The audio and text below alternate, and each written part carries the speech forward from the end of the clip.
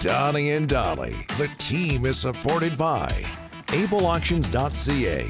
Closing your business? We can help. That's what I'm talking about. All of our guests today, including Ross Tucker standing by, are sponsored by Passant Motors. It's the New Year, New Ride event at Passant Motors. Looking to upgrade your ride? Check out the deals at Passant Motors. Learn more at Passant Motors, BASANT Motors.com. We're joined now by Ross Tucker from the Ross Tucker Football Podcast, CBS Sports, and Westwood One. He worked the Steelers, Ravens Saturday, Packers, Eagles on Sunday. Ross, thanks for doing this, sir. How are you? I am doing fantastic. It is my pleasure. Great to talk with you, gentlemen, as always. I always get the feeling that you think you've got the best job in the world. And for people who don't know, Baltimore and Philadelphia, less than a 2-hour drive between the two cities? Can you describe just how special your weekend was? Yeah, that was ideal. That was like the dream weekend. That doesn't happen very often. I mean, how many people can go to back-to-back playoff games and broadcast them and never have to be an hour and 45 minutes away from their house? Baltimore's probably like hour 20 south. Philly's like an hour 40 maybe east. So no hotels, no planes. Just drove my own car down, did the game, drove back both times. Pretty awesome. I'll sign up for that weekend any day of the week. So the Ravens double the Steelers 28-14, 299 rushing yards for Baltimore, 186 for Derrick Henry. You interviewed him after the game. What was that like? You're an offensive lineman, and I know he was wearing shoulder pads, but it looked like he dwarfed you.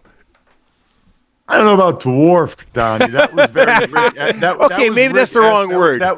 That was Rick-esque hyperbole. Oh, no. Right Rip there. into him like you rip into me. Dwarfed? You think okay, Derek is 6'3", 245, maybe 250. I am 6'4" and a half. Ooh. Maybe closer to 6'4" now. 260. I hit a sore spot here. Although I will say his weight is proportioned significantly better than mine is. That's pretty clear. But the point is, first time I met him, I thought he was a defensive end. I mean, I really did. There you go. If he played defensive end and wore number 99, nobody would think any differently.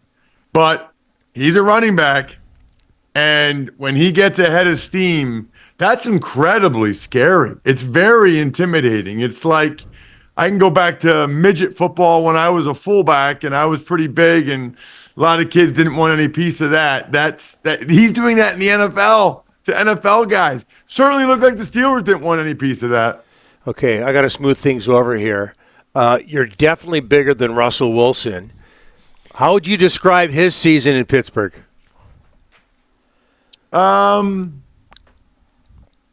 It's a good question. I would say up and down is probably a good way to describe it. It was up for a while there, when they won a bunch of games. Then it was down at the end.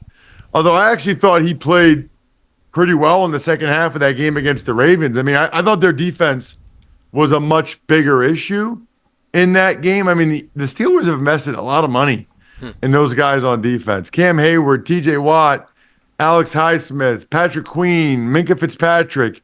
To have that kind of effort where the Ravens have like 250 yards rushing with 6 minutes left in the third quarter, it's a bad look. Russell Wilson, I thought, exceeded expectations for this year overall with how he played and how the Steelers played, winning double-digit games, making the playoffs. Not really many people were expecting that, but the way in which it happened, which was good and then bad, makes me wonder what the Steelers will do this offseason and really what the market would be for Russell Wilson. Going to be fascinating. Hey, Ross, the Philly defense was great. 3 interceptions, fumble. But on the other side, Jalen Hurts only 131 yards passing, couple of TDs. Are you worried about that offense? Well, I don't know if I'd say I'm worried, but they certainly did not play well. And I think they're probably well aware that they're going to have to play significantly better than that to get where they want to go.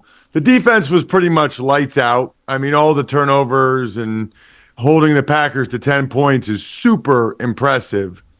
And offensively, they had so many opportunities to really put the Packers away. They weren't really able to do it. despite all the help they got from the defense. I think the question was whether or not Hurts would be rusty. I think he was. I thought the Packers had a good plan for him with switching back and forth between zone and man and blitz and cage rush, trying to keep him in there. I thought it was a good plan. And it never looked like Hurts was comfortable, I think is probably the best way to describe it. And they're going to have to figure it out soon because these next couple of weeks, especially if they can get this win going to Detroit, he would have to play a lot better than that if, things play out that way. Ross, what a great final drive by Washington. That was fun to watch. Quarterback Jaden Daniels, he didn't look like a rookie, he looked like a veteran. How impressed were you on that final drive? He's unbelievable. I mean, he's unbelievable. You think about the way that game against the Eagles ended. You think about the way the game against the Falcons ended. Yep. I mean, not only has he had a fantastic rookie season, but he's clutch, really clutch. He comes through in the end in the biggest games when it matters the most.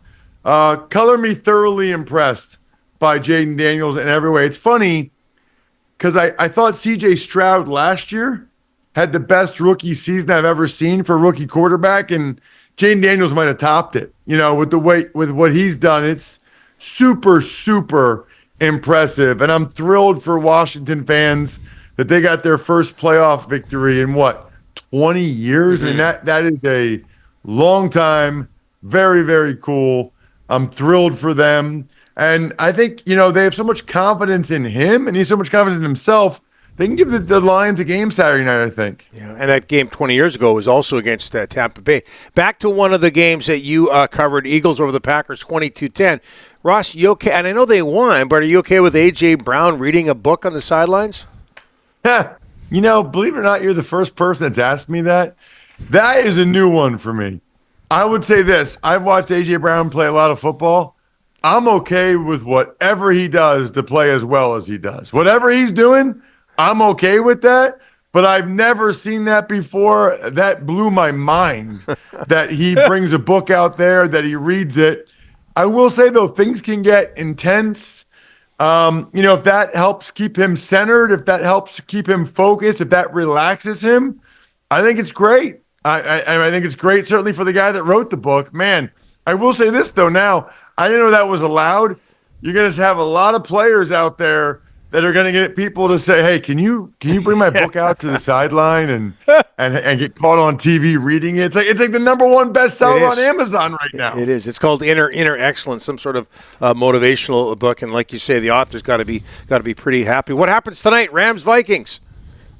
Ooh, that's a good one.